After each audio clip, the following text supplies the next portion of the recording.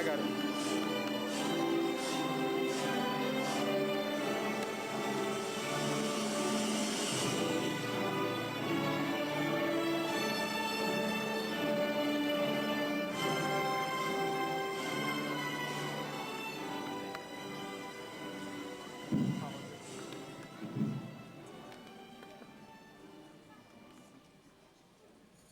I would ask that if everyone, after I finish the invocation, if you could, please check your cell phone and make sure it's in the off position. It's not working. If you could, join hand with someone who's standing next to you or seated. You push stop. Oh. Well, that didn't work. Let us pray. Most gracious Father, we just want to thank you for allowing us to convene in this place at this time. Is everybody excited? There we go. There we go. Our commencement speaker this evening was born and raised in Raleigh, North Carolina. As a businessman, he started cutting hair in his mother's kitchen in the Southgate projects in southeast Raleigh at the age of 14. The charge was 50 cents per head. To make his cuts different from the other barbers in the area, he cut designs such as martini glasses, Air Jordan symbols, Nike, and other logos. After he graduated from Broughton High School, he went on to Harris Barber College and then attended Cheryl's University of Cosmetology. At the age of 20, he opened his first salon called Montague Salon. It is still open today. Business at his salon has been very good, and over the years, it has enabled him to save and build a variety of real estate projects. These include Statue Side Business Plaza, Elders Peak Senior Living Facility, and the Cultural Commerce Center. Being an entrepreneur has given him the lifestyle that he always dreamed of. And even though it's a daily battle, he states that it's worth every minute of the struggle. His success has even taken him far beyond the borders of North Carolina. He has been a key figure in establishing successful sister city arrangements between Greensboro, North Carolina, and Yingkou, China, and between Raleigh, North Carolina, and Nairobi, Kenya. In March of this year, his efforts in creating a sister city arrangement between Raleigh and Shangyong, China, resulted in an award of the most innovative partnership from the Sister Cities International Program. For his incredible contributions, Raleigh Mayor Nancy McFarland proclaimed March 18th as James Montague Day. Please help me in welcoming Mr. James Montague.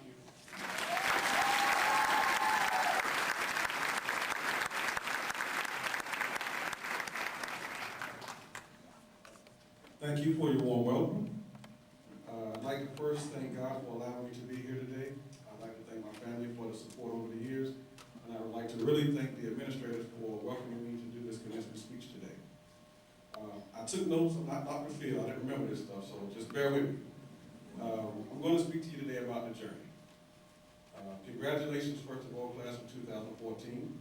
Your accomplishment is well noted, and I know all of you guys struggled. Nobody breezed through this thing, and everybody had to give up something to make this happen. So congratulations. We should give them a hand.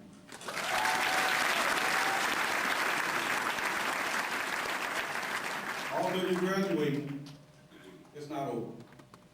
Your battle has just begun. This is just the beginning of a new chapter in your life. You should take it very seriously. I want to share with you today a few things, and I'll let you go. I'm not going to give you a chance to fall asleep, but in the event that you do, we will post it on YouTube. By the time you get home, you're going to be on YouTube. We're going to have some hits. So, I remember when I graduated, I think life was going pretty smooth for me. Like you said, I had already started building up my clientele. My background is a barber, cosmetologist, and I was going pretty good until I wanted more. And you should always get to the point where you want more. Don't stop and get stagnant. You should always strive to learn more, do more, and be more. Because if you don't, it's over for you. I want to do a little test right now, and I'm about to give away some money, so pay close attention. First person that can tell me who this is, what this is, you get cash money.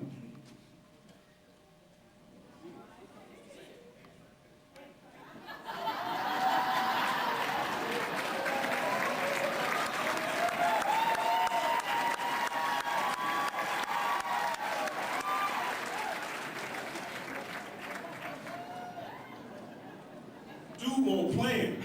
He's coming to get it. Okay. All right. First of all, let me share with you why I brought that up. This whole first row looked like, what is that? What? I want the money, but what is it? This is an 8-track player, 8-track tape, right? Okay. When I was coming up, this is what we had. Our music was played. There was no iPhone. There was no YouTube, MySpace, Twitter, LinkedIn, Facebook. Didn't exist. This is how we played our music. The reason why you didn't know about it because this technology is old, outdated. Okay? This is an example of what you become when you don't try to strive to create a legacy. Let me give you an example of another company. Oh, you can clap. Don't be ashamed. It's real. What company is this? Nike. Talk to them. This is Nike. This company strived to create a legacy. How did they do that? They did that by always changing, modifying. Every 2 weeks you got a new Nike shoe coming out. They always running commercials. They always on social media. They always have the greatest of what they can, the greatest people they can to push their product. You guys are your own billboards. Now with social media, you got LinkedIn, you got Facebook, you got Twitter. You should be taking advantage of all of those social medias to push your business to the next level. Now, if you don't want to start out and just create your own business, a lot of you guys are going to work for someone else. Give it your all. Don't give them a half effort, because one day you're going to be the boss. And you're going to want somebody to serve you just like you're serving your boss right now. Am I correct? Okay.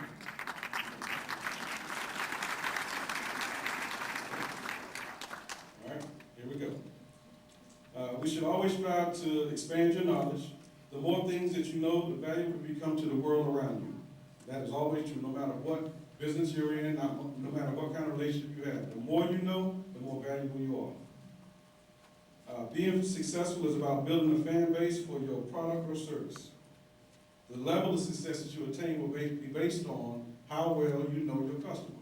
How well, like a lot of you people are into the medical field, yeah. You're going to have to treat people good. As a matter of fact, please treat me good. I know if I ever sit in any of y'all's chairs or tables or anything, it's for me. Treat me well. You know, I'm a good guy. Okay. You'll go through hard times. I went through hard times myself. I'm 43 years old right now. But when I was 26 years old, I almost died from a stroke. Yeah, and it's because I didn't know how to handle stress. You know, when things came at me, you know, I had the wrong mindset. I wanted everybody and everything to serve me. I was used to having money and thought that I had it. So when I started really going through things, I had to change my whole mentality. And I started to realize it wasn't about how I could get people to serve me, it was about how I could serve other people. That's the biggest thing that, you know, when it comes to being a good person, you need to learn how to serve people. Don't always wait for somebody to serve you. Treat people good. Treat people good. I want to give you some keys to success here. And these are tips that I want to give you as gifts for graduation, because I can't give all of you money. My man got my money already. So that's all I have. I'm tapped out. But I can give you some good advice. Number one, stand up for what you believe in, even if it means standing alone sometimes. Remember that. Number two, you have to intend to be successful. It's not something that just happens. You don't just all of a sudden just get successful. Number three, take full responsibility for mistakes. When you do something wrong, it's not always somebody else's fault. How does that work? How is it everywhere you go, everything's something, oh, she did this or he did this. Sometimes you gotta own up to it. That's the only way you improve and get better. Number four, be presentable and courteous. Now, I know a lot of you guys don't have that problem because you're all nice. But where I'm from, people like to sag and, you know, talk crazy and cuss folks out. You can't do that and be successful. Okay, that's no place in business for that type of thing. Okay, so number five, give your friends the best customer service that you can. And I don't mean the people you grew up with. I mean, everybody that you meet or that comes into your presence, treat them as a friend. Okay, be as courteous as you can to them because they're going to talk about you. Whether it's bad or good, they're going to talk about you. So give them something good to talk about. Number 6, mind your own business.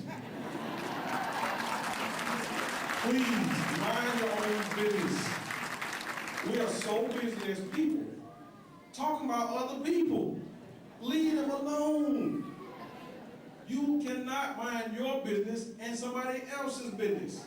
It is impossible. Gotta remember that. Number 7, be ethical. Don't do anything that you wouldn't do in front of the world. Don't do anything in secret you think you're gonna get away with. Because it might make it to YouTube. Yeah, that's not a good thing. All right? And finally, give 110% to whatever you do. Don't give a half effort to anything. If you can't give a full effort to it, don't do it. Just say, I don't have time for it. Don't waste your time or other people's time by giving half service. All right? I want to read a poem to you, and then I'm going to let you go. This poem here was by Dr. Benjamin Mays, and it's called I Only Got a Minute. And the reason why I read this is because we don't have as long as we think we do. Yeah. You never have as long as you think you do.